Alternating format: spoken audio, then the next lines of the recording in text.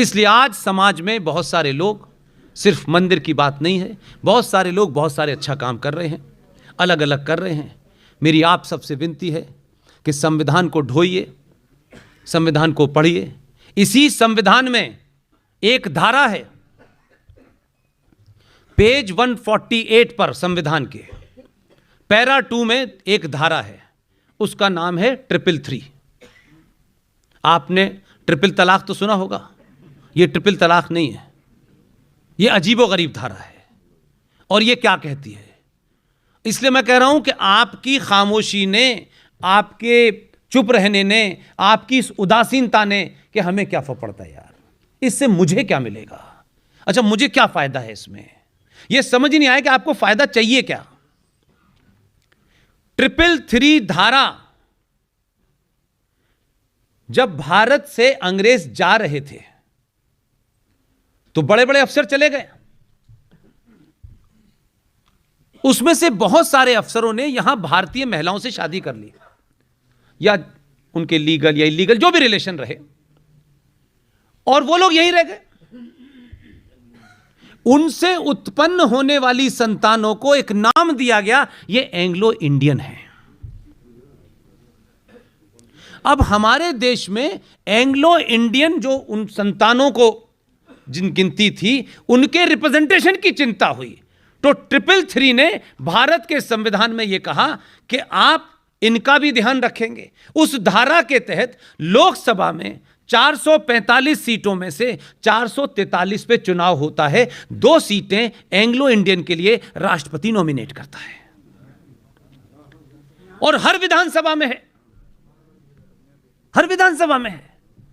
इस देश में हजारों जातियां ऐसी होंगी जिनकी करोड़ों में गिनती होगी, 1-8 करोड़ तो होगी। उन्होंने पार्लियामेंट नहीं देखा आज तक।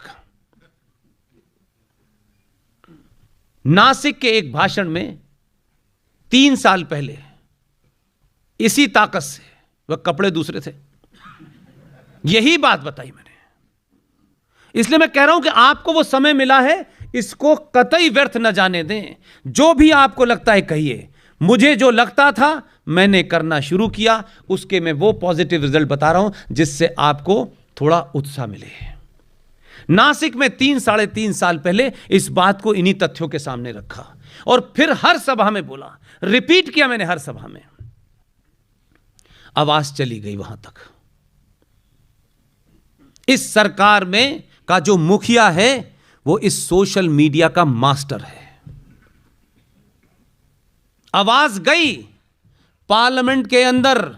साल भर पहले इस देश का भूतपूर्व कानून मंत्री रविशंकर प्रसाद ने संसद के पटल पे खड़े होकर कहा कि धारा 333 जिन कारणों से बनी थी, हमने उन कारणों को जांचा और हमें पता चला कि आज भारत में एंग्लो इंडियन की टोटल तादाद कितनी है, उनकी जनसंख्या उसने बताई।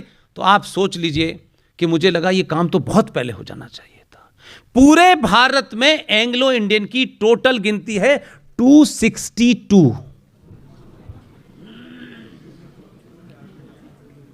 तत्काल प्रभाव से 333 तलाक की तरह वापस चला गया।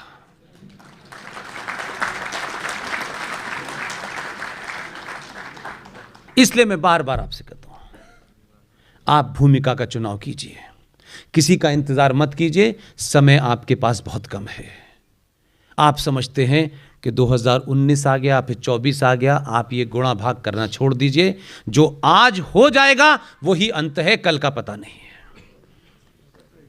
इसलिए किसी चक्कर में मत पड़िए, अपनी भूमिका को निभाइए, और ईमानदारी से निभाएंगे तो 35A भी हटेगा, 370 भी हटेगा।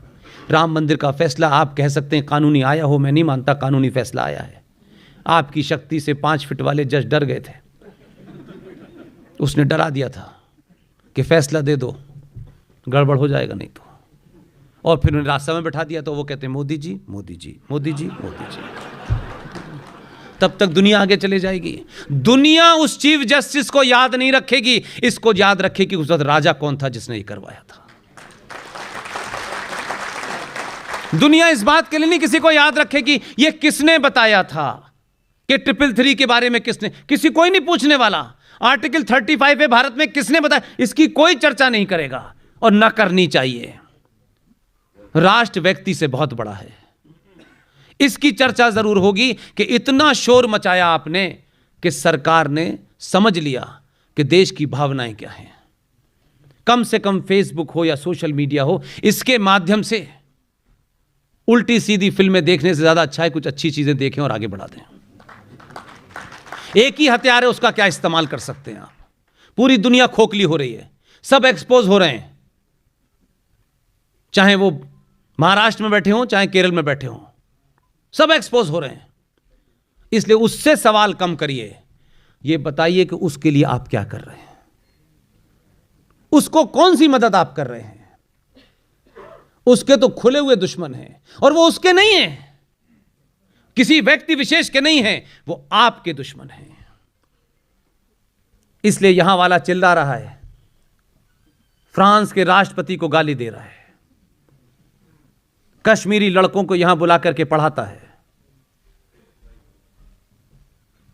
उसे अपनी सामूहिक शक्ति का एहसास कराइए। और सामूहिक शक्ति के 2 घटनाएं बताता हूं जो हुई हैं, अभी हाल में हुई हैं। उत्तराखंड की सरकार, आपकी सरकार, हिंदूवादी सरकार 5 साल चली। हिंदू संगठनों के ठेकेदारों को भी बताता हूं, आप में वो हिम्मत नहीं है। इसलिए कि आप में वो हिम्मत होती तो हमें और आपको नहीं करना पड़ता। उत्तराखंड की सरकार ने एक आदेश दिया कि उत्तराखंड के सारे मंदिरों का कंट्रोल सरकार के पास होगा। ये जो सरकार है, उनको लगा कि क्या फर्क पड़ता है। इसलिए मैं कहता हूं, ये जो हिंदू संगठन है ना, ये कौन से एजेंडे पे चल रहे हैं भगवान जाने। मुझे उनसे कोई शिकायत नहीं है, लेकिन सवाल आप पूछिए। चुनाव की घोषणा होनी है, वहां चुनाव होने हैं।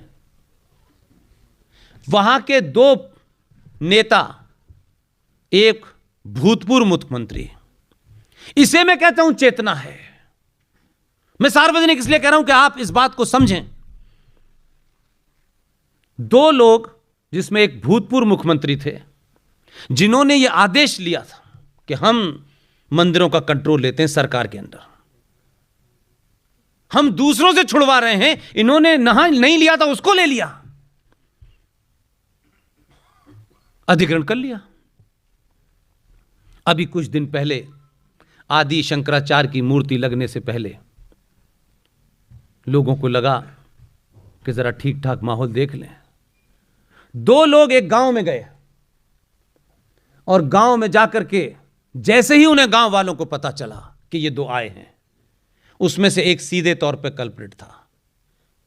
मेरी शब्दावली पे मत जाइएगा, मैं बहुत शालीनता के बाद बहुत सारी बातें कहता हूं। गांव के लोगों ने जूता उतारा और जो कुर्सी मांग रहे थे उन्होंने कहा जमीन पे बैठने की भी जगह नहीं देंगे, और जितनी मर्यादित गाली हो सकती है सब दे डाली, और हाथ 3-4 लपड़ दिए उनमें। कहा कि तुम अब हमारे पास आए हो डैश डैश डैश, और पूरे में ये खबर फैलती, पैर पकड़ लिए उन्होंने। अभी अध्यादेश वापस कर लिया।